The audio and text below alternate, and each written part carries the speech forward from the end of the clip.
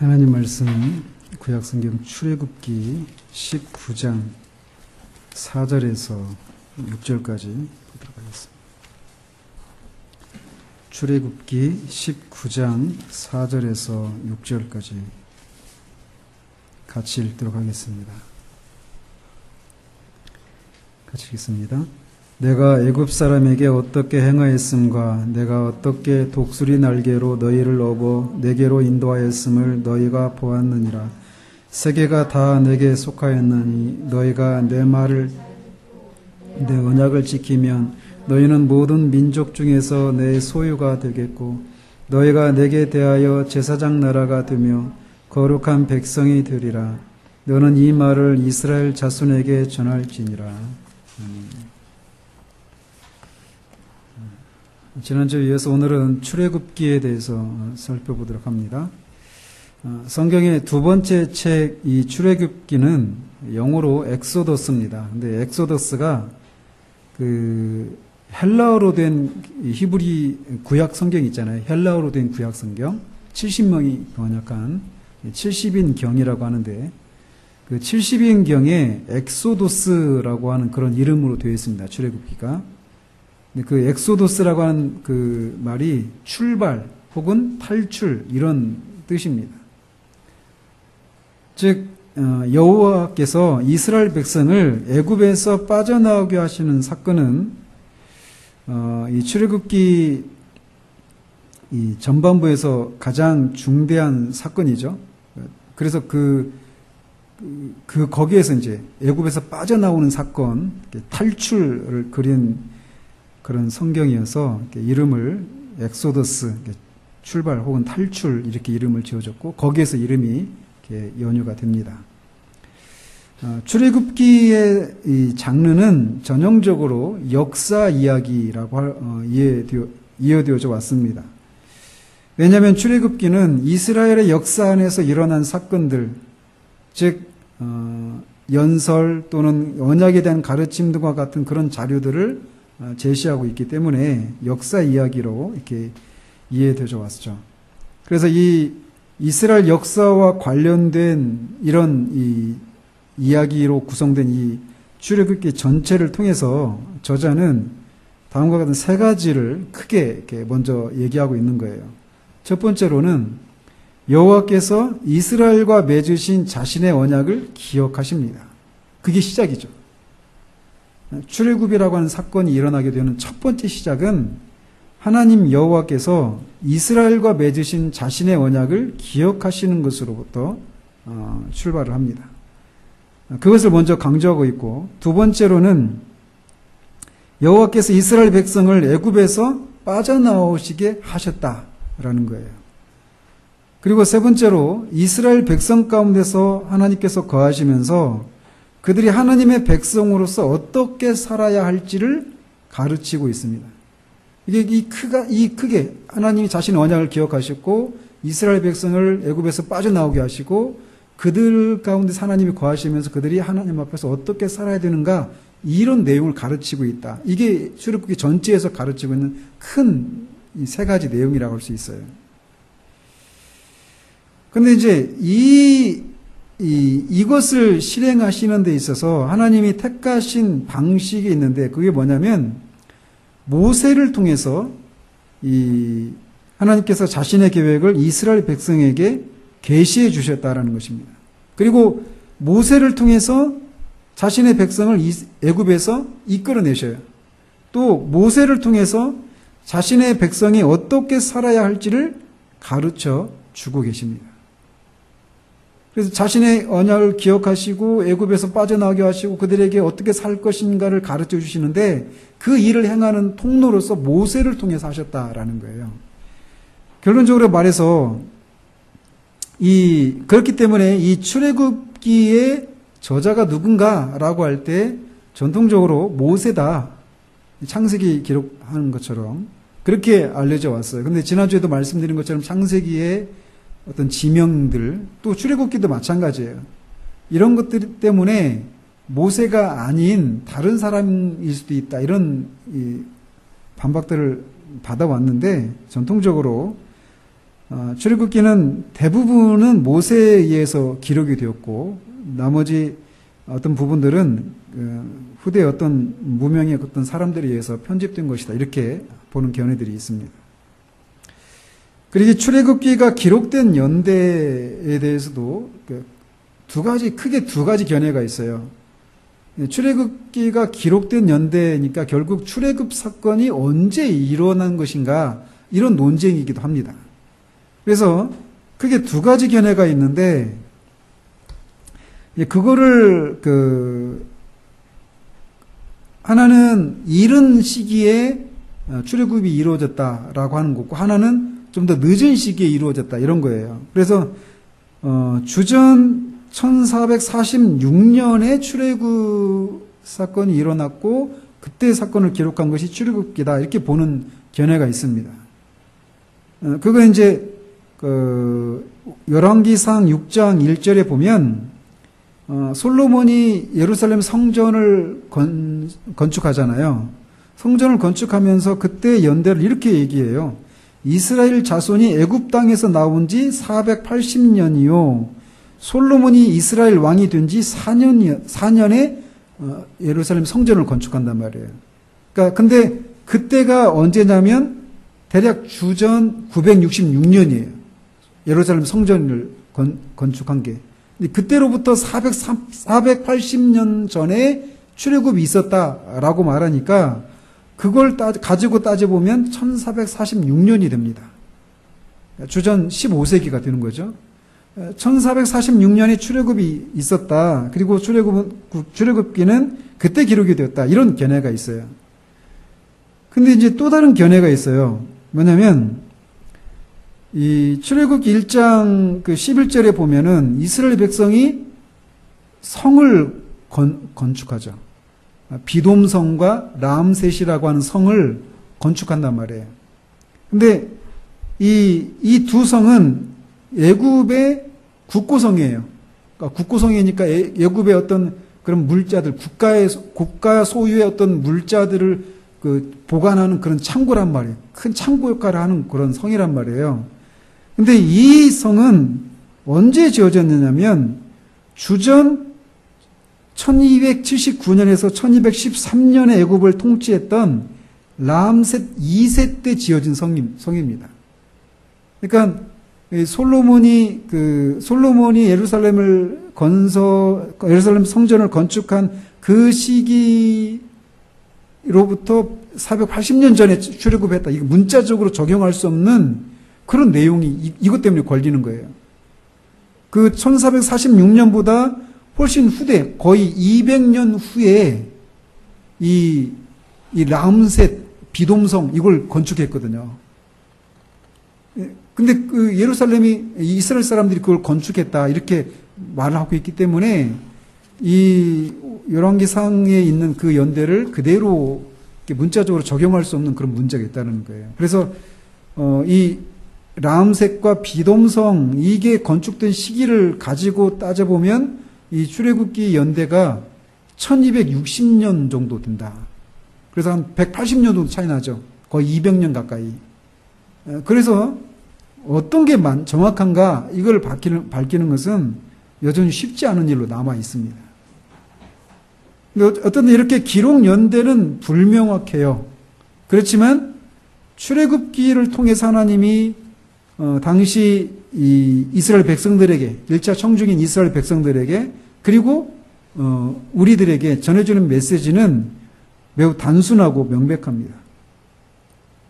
그래서 출애굽기의 전체 주제는 족장들에게 하나님이 약속하신 것들이 하나님에 의해서 성취되어 가고 있다라고 하는 것이에요.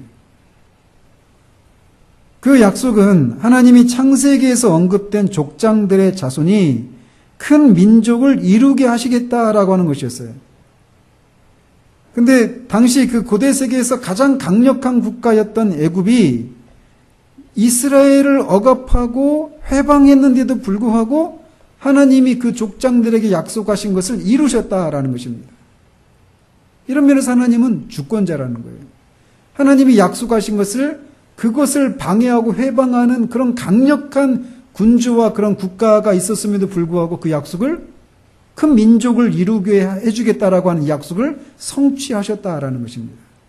그런 것을 통해서 약속을 성취하시는 하나님, 또 그런 방해를 뚫고 자신의 계획을 마침내 이루시고야 마시는 주권자, 전능하신 주권자 하나님을 계시해 주고 계시는 거예요.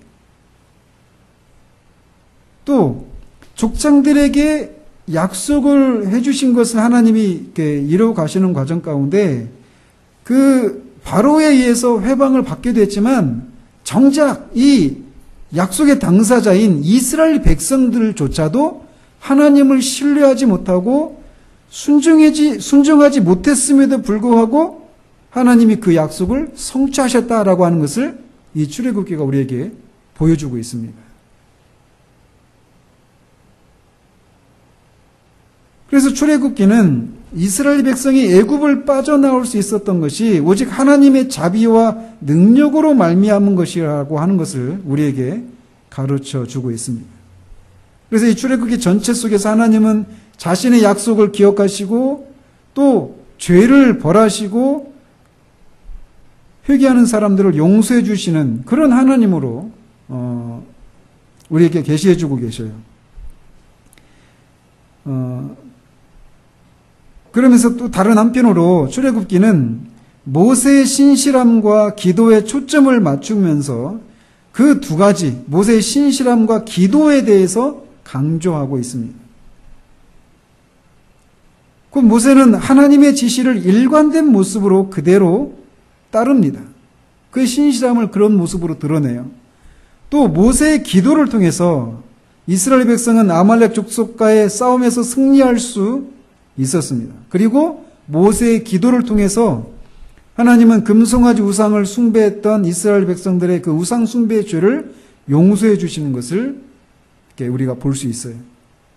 그리고 출애굽기 전체에서 이렇게 하나님이 약속하신 것을 그 원수들의 방해와 또 그 약속의 당사자들인 백성들의 불순종에도 불구하고 하나님은 약속을 이루어 가신다라고 하는 것을 보여주고 있어요.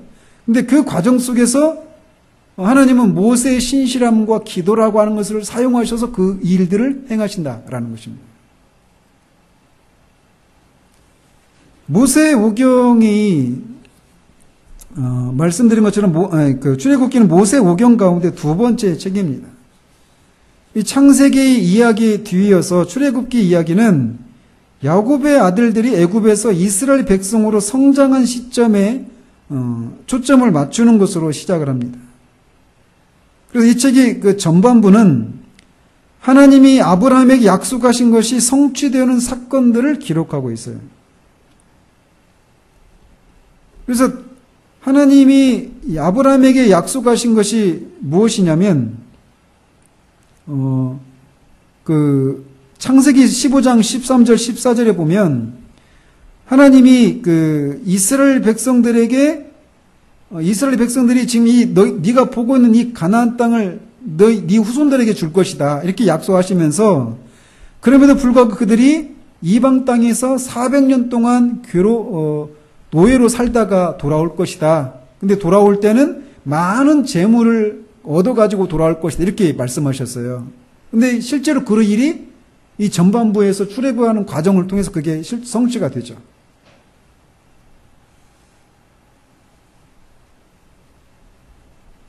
애굽에서 이스라엘 백성이 이렇게 살아남고 또 그곳에서 나오는 이야기는 때때로 두 번째 창조 이야기라고 불려지기도 합니다. 왜냐하면 그 출애굽의 이야기에서 표현되는 어휘들이 창세기 1장을 연상시켜주기 때문에 그래요. 예를 들면 출애굽기 1장 7절에 이스라엘 자손은 생육하고 불어나 번성하고 매우 강하여 온 땅에 가득하게 되었다. 이렇게 말을 해요. 이스라엘 백성이. 그게 창세기 1장이 어떤 부분과 연관되어 있습니까? 생육하고 번성하여 땅에 충만하라. 땅을 정복하라. 이런 말씀하시잖아요. 그런 것처럼 애굽 땅에 이스라엘 백성이 이렇게 생육하고 불어나서 번성하고 매우 강하고 온 땅에 가득하게 되었다. 근데 그런 그들이 다시 나왔다라는 거예요. 그래서 그런 모습들이 이 두 번째 창조의 이야기다. 이렇게, 불려지는 이유이기도 하다라는 것입니다. 또, 이 아브라함의 자손을 통해서 여호와는 모든 나라들에게 복을 주시고 이를 통해서 이 세상에 하나님의 임재를 회복하시고 이 세상에 대한 하나님의 목적을 이루시겠다라고 약속하셨잖아요.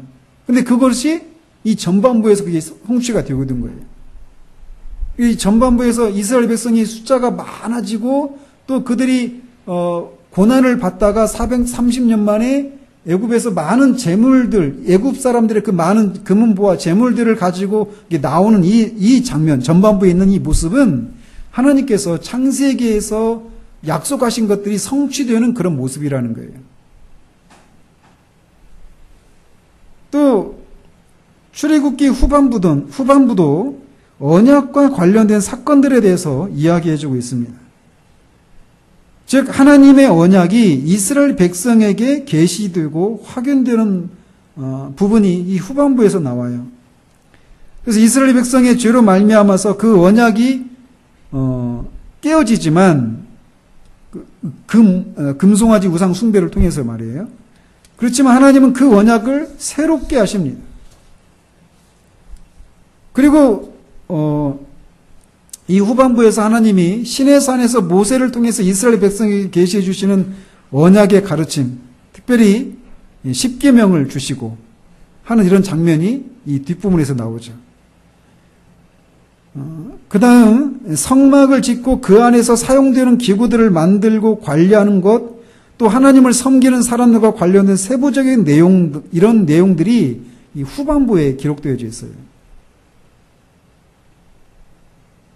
이렇게 이 출애굽기의 전반부는 하나님이 창세기에서 약속하신 것들을 어떻게 성취가 되는지 이런 부분들이 나와 있다라면, 후반부에서는 언약을 하나님의 백성과 하나님이 언약을 맺고 언약을 맺은 이스라엘 백성들이 이제 성막과 관련해서 또 성막과 관련된 사람들과 관련해서 또 이 언약을 받은 이 이스라엘 백성들이 어떻게 살아야 되는가, 이런 내용들을 이 후반부에서 계시해주고 있는 내용들로 구성되어 있다라는 것입니다.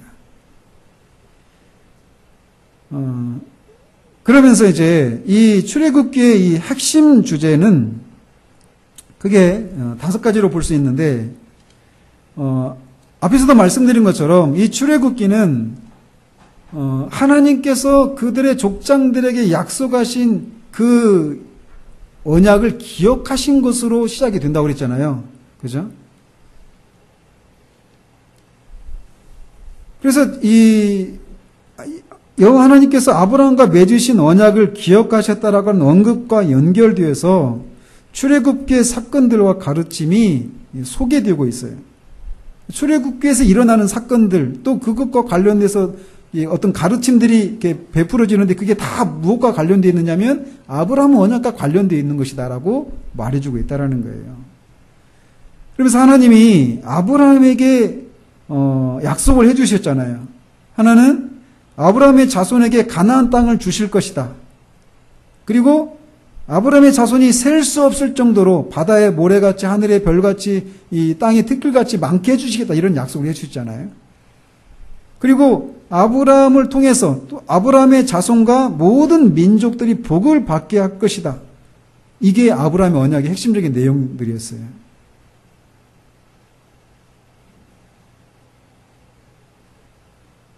이처럼 창세기에서 하나님은 아브라함과 이런 내용으로 언약을 맺으셨다라는 거예요. 그리고 이삭과 야곱에게도 이 언약을 확인해 주셨죠. 그런데 출애굽기는 언약의 중재자로서 모세의 역할에 초점을 맞추어서 이 하나님과 아브라함과 맺은 이 언약을 강조하고 있다라는 것입니다. 즉 모세를 통해서 하나님은 자신의 목적을 이스라엘 백성에게 계시해 주시고 또한 자신과 자신의 백성 사이의 언약 관계를 이어가십니다. 그래서 하나님과 이스라엘 백성 사이에 맺어진 이 언약, 우리가 그걸 언약을 뭐라고 하죠? 모세 언약 또는 시내산 언약 이렇게 말하잖아요. 근데 이 언약은 출애굽기의 핵심 주제들과 아주 밀접하게 연결되어 있다라는 것입니다. 출애굽기의 핵심 주제들이 뭐냐? 먼저는 자손이에요. 자손. 그래서 먼저 하나님은 아브라함에게 아브라함의 자손이 헤아릴 수 없이 많게 될 것이라고 약속하셨어요.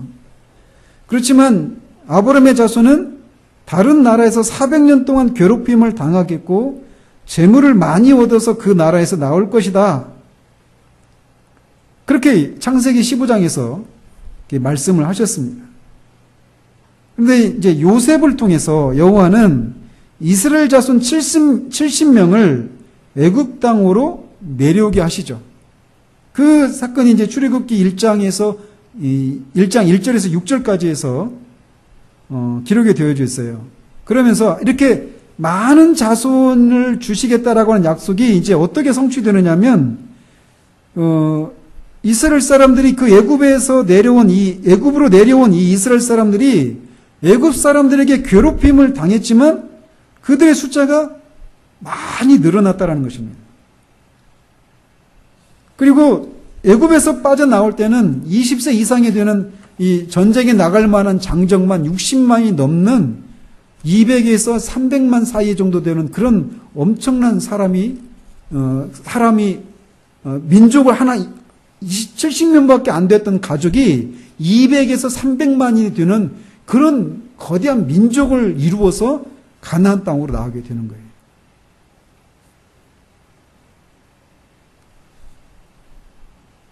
이렇게 출애굽기에서는 먼저 자손과 관련해서 하나님이 아브라함에게 약속하신 것이 성취되는 모습을 보여주고 있어요. 그러면서 또한 출애굽기는 어떻게 이스라엘 백성이 아브라함의 자손인지 보여주는 데 초점을 맞추고 있습니다. 그래서 이스라엘 백성 가운데서 일부는 자신들의 그 신실한 행위를 통해서 자신들이 아브라함의 자손이라고 하는 것을 보여줘요. 예를 들면 히브리 산파들입니다. 그들은 바로를 아들이 낳으면 죽이라고 하는 그 바로의 말을 두려워하지 않고 하나님을 두려워해서 그 말을 거역하죠. 곧 여호와는 이스라엘을 이런 사람들은 그런 그 히브리 산파들 같은 이런 사람들은 자신의 그런 신실한 행동을 통해서 자신들이 아브라함의 자손이라고 하는 것을 드러내요.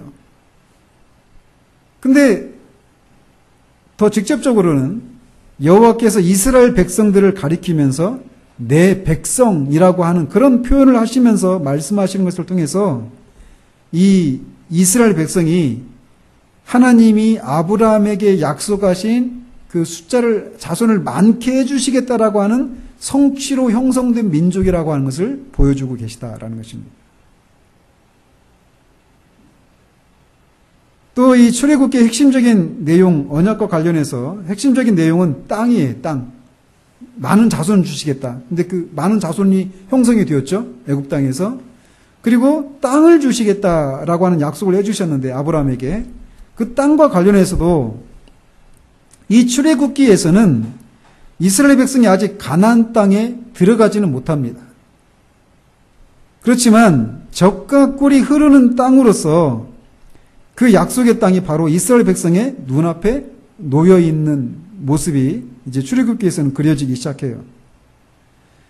여호와 하나님은 그 땅을 이스라엘 백성에게 기업으로 주셔서 그들이 그 안에서 하나님의 백성으로 살아가게 하실 것입니다.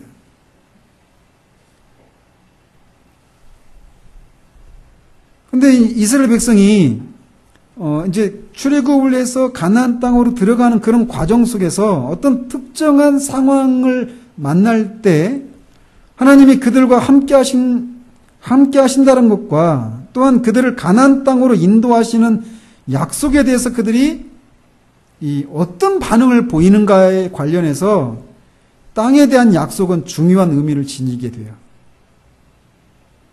실제로 그들이 광야에서 나왔을 때 여러 위기를 만나잖아요.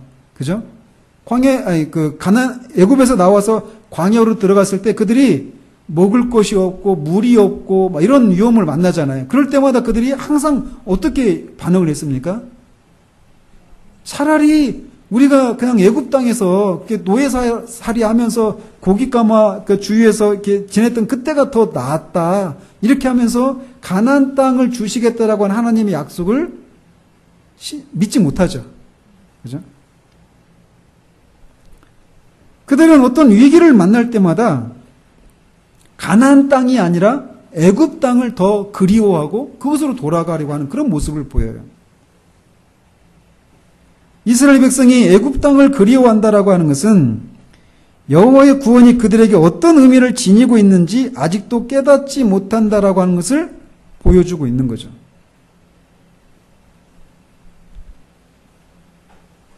이스라엘 백성이 가나안 땅에 들어가면 하나님은 그들이 오직 하나님만을 의지하고 섬겨야 한다라고 명령하시지만 그들은 이 명령을 온전히 마음에 새기지 못합니다. 그래서 그들이 가나안 땅에 미처 발을 들여놓기 이전에 금송아지를 만들어서 섬겼던 사건이 그들이 이렇게 하나님이 가나안 땅을 주시겠다라고 하는 이 약속을 믿지 못했다라고 하는 것을 명백하게 입증해 주고 있어요. 이렇게 아브라함에게 약속하셨던 핵심적인 언약의 그 요소인 이 땅이 이 출애굽기에서는 이 가나안 땅에 대해서 가나안 땅과 애굽 땅 이 두 가지를 그들이 어떤 위기를 만날 때마다 가나안 땅보다는 애굽 땅을 그리워하는 이런 모습을 보이고 있어서 땅을 주시겠다라고 하는 하나님의 약속을 그들이 온전히 신실하게 믿지 못하고 있었다라고 하는 것이 드러나는 것을 통해서 땅과 관련된 내용들이 부각되고 있다라는 거예요. 그리고 아브라함에게 약속하신 것 중에 하나가 무엇이냐면 아브라함의 후손을 통해서 모든 민족에게 복을 주시겠다라는 것이었어요. 이 약속은 이스라엘이 자기 주변에 있는 나라들에게 어떻게 하나님의 임재를 나타내야 하는지를 알려줍니다. 그래서 오늘 우리가 읽었던 이 본문에서처럼 이스라엘은 제사장 나라와 거룩한 백성이 되어야 했어요. 그런 걸 통해서 모든 민족이 복을 받게 된다라는 것이죠. 그래서 이스라엘 백성은 하나님이 자신들에게 계시해 주신 언약의 가르침에 순종하고 이 세상 안에서 하나님 앞에 살아야 했습니다. 하나님은 애굽에게 10가지 재앙들을 일으켜서 이스라엘 백성을 그 땅에서 나오게 하신 사건들이 있었는데 그 사건들은 애굽에 있는 사람들과 그 주변에 있던 나라들에게 하나님의 백성과 연합할 수 있는 기회를 제공하죠. 그러니까 하나님이 아브라함에게 모든 이스라엘을 통해서 아브라함의 후손을 통해서 모든 민족이 복을 받게 하겠다 이렇게 약속해 주셨는데 그 약속이 어떻게 성취되느냐면 먼저는 10가지 재앙을 통해서 이스라엘 백성들이 나올 때 그 이스라엘 백성 가운데 많은 여러 민족이 합류를 했어요. 그죠? 중단 잡족들이라고 표현됐던 이런 표현이 있잖아요. 그래서 순수한 이스라엘 유대인들만 그 출애굽을 해가지고 가나안으로 들어간 것이 아니라 당시 애굽에 살고 있었던 또는 주변에 있었던 많은 그런 잡다한 그 종족들이 이스라엘에 합류를 했단 말이에요. 그래서 그것을 통해서 모든 민족이 복을 받게 하겠다라고 하는 것이 1차적으로 그렇게 성취가 돼요.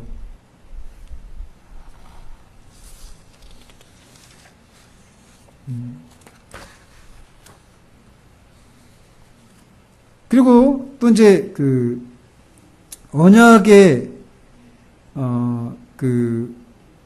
아브라함이 약속하신 자손 땅 그 모든 민족을 복을 받게 해주시겠다 이런 내용들이 출애굽기에서는 말씀드린 그런 내용들을 통해서 성취가 돼요. 그리고 부각되고 또 이제 출애굽기의 핵심 주제 중에 하나가 무엇이냐면 언약의 중재자입니다. 언약의 중재자. 근데 그 언약의 중재자는 출애굽기에서는 누굽니까? 모세죠.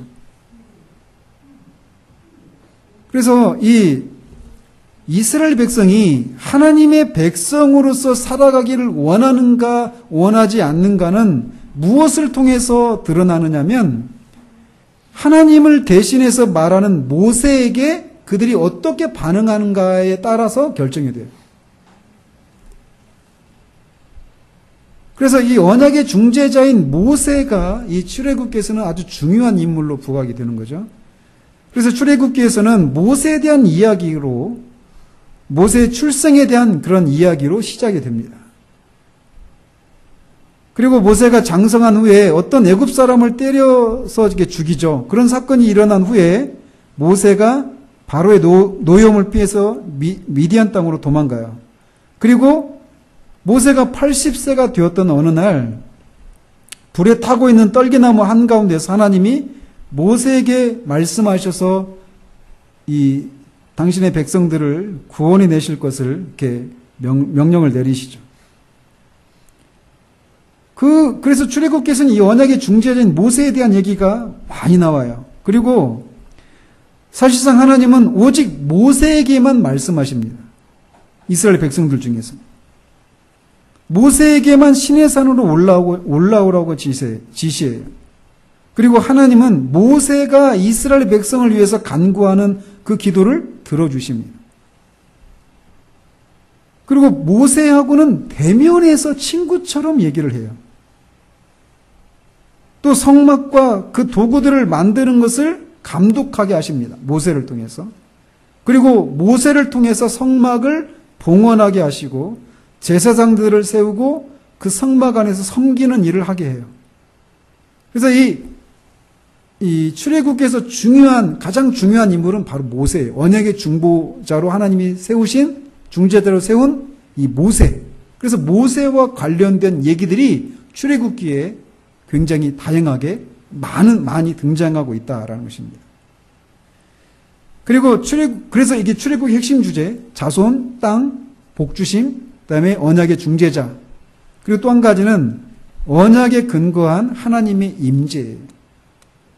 하나님이 이스라엘 백성과 언약을 맺는 목적이 뭡니까? 최종적인 목적이 하나님이 이스라엘 백성과 함께 거하시는 거예요. 그죠? 그래서 출애굽기 전체를 통해서 여호와 하나님의 임재가 강조가 돼요. 가장 먼저는 어디죠? 불에 붙은 떨기나무 가운데 하나님이 나타나시는 거예요. 그리고 하나님의 백성이 보는 앞에서 여호와께서 시내산에 강림하시죠. 또 이스라엘 백성의 지도자들에게 자기를 계시해 주시죠.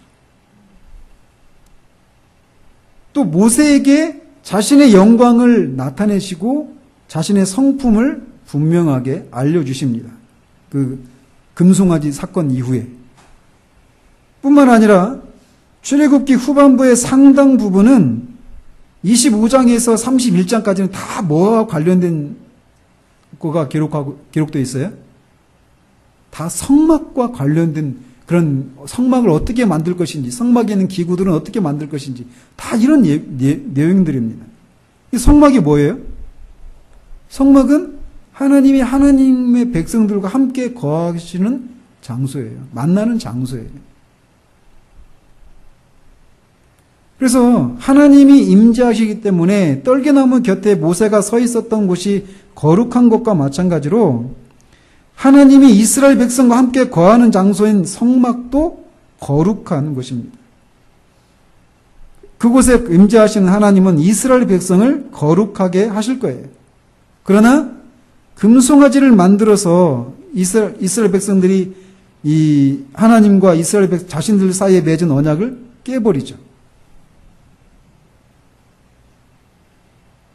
그래서 출애굽기는 이렇게 하나님과 언약을 맺고 하나님과 함께 거하기를 원해서 언약을 맺었던 이 이스라엘 백성이 하나님의 계명을 어기고 언약을 깨버려요. 근데 그 사람들이 이제 하나님 앞에서 어떻게 이 거룩하신 하나님과 어떻게 살아갈 수 있는가, 이 문제를 제기하면서 출애굽기는 끝나요. 근데 그 문제들은 어디에서 다뤄질까요? 레위기에서 다뤄지는 거예요. 거룩하신 하나님과 이 이스라엘 백성이 어떻게 함께 거할 수 있는가? 어떻게 하면 이스라엘 백성들이 거룩한 백성으로 남을 수 있는가? 이 문제를 레위기에서 다루는 거죠. 이게 출애굽기에서 다루는 그런 핵심적인 주제예요. 그 자손, 땅, 복주심, 언약의 중재자, 그다음에 이 하나님의 임재, 이런 내용들을 이렇게 다루신단 말이죠. 근데 이제 이 구원과 관련해서, 구속사와 관련해서 출애굽기는 어떤 위치에 있는가 마지막으로 살펴보도록 합니다. 그래서 인간의 구원에 대한 이야기와 관련해서 출애굽기는 창세기보다 더욱 진전된 내용을 전달해 줍니다. 그래서 창세기에서 말하고 있는 것은 모든 인류가 죄로 인해서 고통 가운데 있고 구원을 필요로 한다라고 하는 것을 밝혀줍니다. 초반부에서. 그러면서 그런 인류를 구원하시기 위해서 하나님이 아브라함을 부르시고 그에게 약속하신 것을 통해서 구원 사역이 시작이 돼요. 창세기에서. 그리고 야곱과 야곱의 가족이 모두 애굽에 내려가죠. 그러면서 하나님의 구원 계획이 물거품이 되는 것처럼 보입니다. 그게 창세기 마지막의 모습이에요. 그래서 창세기 그 마지막에 보면 맨 마지막에 어떤 사건이 있죠? 요셉이 죽어요. 그러니까 그 애굽에 내려간, 이렇게 하나님이 이들을 통해서 구원하시겠다라고 이렇게 불러내셨는데 이 백성들이 가뭄 때문에 애굽으로 내려가고 그 애굽의 총리였던 요셉이 죽는 것으로 창세기가 끝나요. 그래서 하나님의 구원 계획이 끝난 것처럼 보인단 말이에요. 그리고 이들은 아주 소수의 사람에 불과 있어요. 70명에 불과한. 그래서 하나님의 구원 계획이 물거품이 되는 것처럼 보이면서 끝났단 말이에요. 창세기 끝이. 그렇지만 출애굽기는 하나님의 구원 계획이 아주 극적인 방식으로 새롭게 다시 시작되었다라고 하는 것을 보여줍니다. 구원 계획이 요셉이 죽는 것으로 끝난 것처럼 보였지만 그게 아니라는 거예요. 그래서 하나님은 10가지 재앙을 보내셔서 애굽의 바로가 이스라엘 백성이 가는 것을 허락하도록 압박하십니다. 그래서 하나님의 임재를 상징하는 불기둥과 구름기둥을 통해서 이스라엘 백성은 약속의 땅 가나안을 향해서 나아갑니다. 그리고 이스라엘 백성은 도중에 시내산 근처에서 잠시 멈추고 그곳에서 하나님이 모세를 통해서 전달하시는 그런 가르침인 율법을 받습니다. 또 하나님은 그들과 거기에서 언약을 다시 새롭게 맺으셔요. 그러니까 하나님의 구원 계획이 다 끝난 것처럼 보였는데 그게 아니라는 거예요. 그들을 구원해 내시고 시내산에서 언약을 새롭게 맺으시는 거예요. 그래서 아브라함에게 주어진 하나님의 약속의 근거에서 이스라엘 백성은 하나님의 백성이 되겠다라고 하는 이 약속을 새로 거기서 맺으시는 것입니다. 근데 이 약속은 이스라엘 백성을 하나님의 국가, 신정 국가로 세우는 그런 내용이죠. 그렇게 새롭게 언약을 맺으시면서 하나님은 모세를 통해서 이스라엘 백성의 종교적인 측면뿐만 아니라 개인적이고 공동체적인 측면에서 이 하나님의 백성이 어떻게 살아가야 되는가에 대한 다양한 가르침을 이 율법을 통해 제시해 주십니다.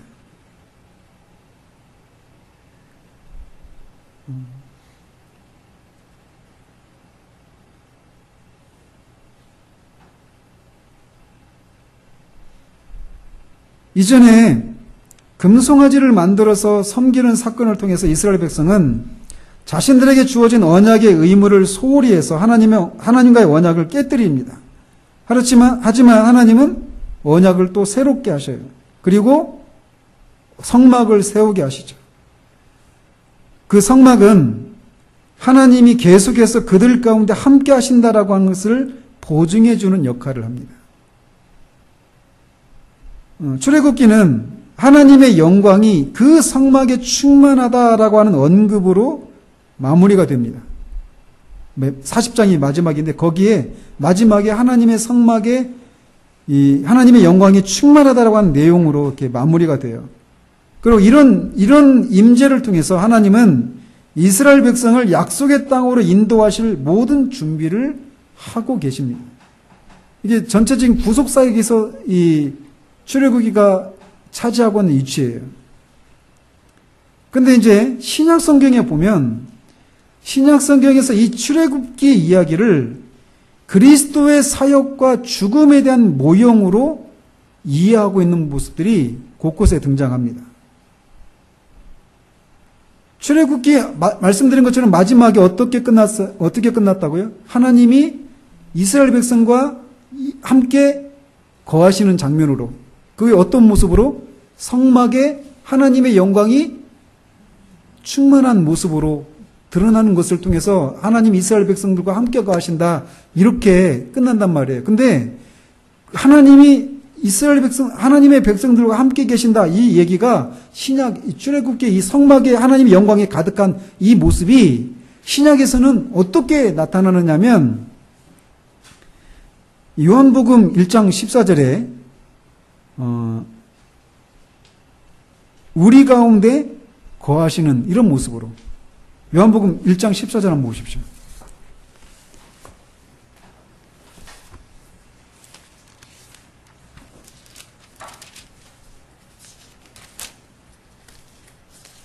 같이 한번 읽죠. 말씀이 육신이 되어 우리 가운데 거하심에 우리가 그의 영광을 보니 아버지의 독생자의 영광이요 은혜와 진리가 충만하더라. 여기 우리 가운데 거하심에 라고 할 때 이 거하심에 라고 하는 이 말이 장막을 치매 이런 말이에요. 언어를 보면. 이게 뭐가 연결되어 있어요? 출애굽기에 성막을 쳤잖아요. 성막을 치고 거기에 하나님의 영광이 임했단 말이에요. 그런데 그 말씀이 육신이 되어서 이 땅에 거하셨다는 거예요. 장막을 치고 함께 거했는데 우리가 그 영광을 보니까 아버지의 독생자의 영광이었다라고 얘기하고 있어요. 출애굽기 성막에 하나님의 영광이 충만한 이 장면이 말씀이신 분이 육신이 되신, 즉 예수 그리스도께서 하나님의 아들이신 분이 이 땅에 오신 거, 이 모습과 서로 이렇게 대비하고 있다라는 거예요. 대조하고 있다라는 겁니다. 그리고 또 하나님의 백성들이 애굽에서 있었다가 출애굽을 했잖아요. 그런 것처럼 예수님도 예수님의 부모와 함께 애굽에 도피해 있었죠. 거기에 체류해 있었단 말이에요.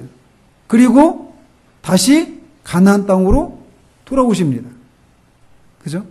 출애굽과 예수님이 이 땅에 거하시고 그 예수님이 애굽에 내려가셨다가 다시 갈릴리로 돌아온 이 장면이 출애굽기의 그 모티프와 연관되어 있단 말이에요.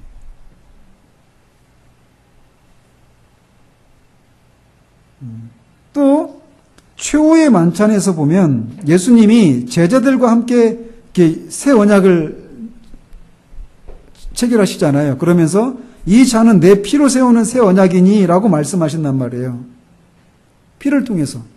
그런데 이 장면은 출애굽기 24장 8절에 모세가 그 피를 가지고 백성에게 뿌리며 이르되 이는 여호와께서 이 모든 말씀에 대하여 너희와 세우신 언약의 피니라, 이렇게 말씀하신 것을 연상시켜요.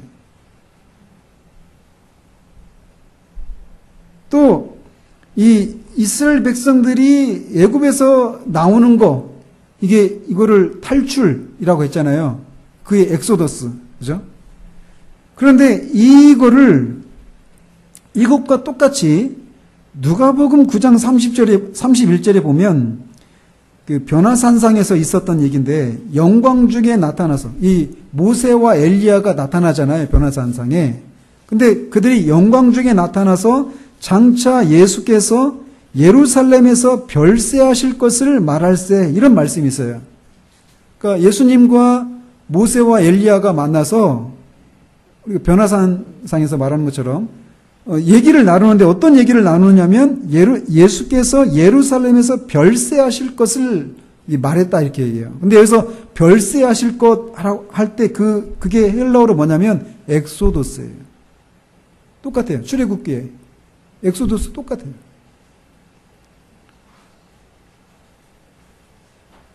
예수님이 이렇게 예수님의 삶과 죽음을 통해서 출애굽 사건을 재현하신 것과 마찬가지로 예수님의 제자들도 그렇게 해야 했습니다. 그렇게 해야 합니다. 예수님이 태어나신 것도 출애굽기를 연상시키잖아요. 성막에 하나님의 영광이 임하신 그 장면. 그리고 애굽에 내려갔다가 다시 돌아오시는 것도 출애굽기를 연상시키고, 또 새 언약의 피를 통해서 새 언약을 맺는 것도 모세가 언약을 체결하는 그 장면을 연상시키고, 또 엑소도스라고 하는 예수님이 별세하신다라고 하는 이런 표현이 출애굽기 그 자체를 전체 사건을 가리키는 것과 가리킨다라는 것이죠.